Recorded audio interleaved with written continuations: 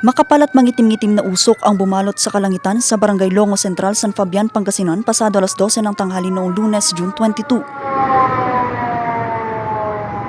Ang usok nagmula sa isang dalawang palapag na bahay na nasusunog na. Meron tayong natanggap na tawag. Merong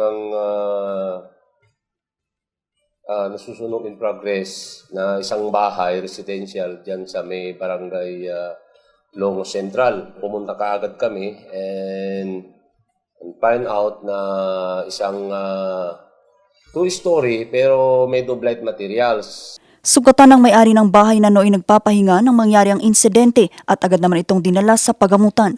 Patuloy pang iniimbestigahan ng mga otoridad ang eksaktong sanhi ng sunog at tinataya pa ang kabuang halaga ng mga napinsala.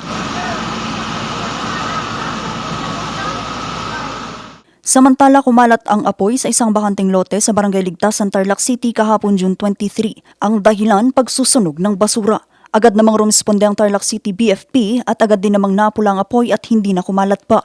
Samantala, muling nagpaalala ang BFP sa publiko na ipinagbabawal ang pagsusunog ng basura, tuyong dahon at damo dahil maaari itong magdulot ng polusyon sa hangin at maging sanhi ng mas malaking sunog. Vanessa Bugtong, RNG News.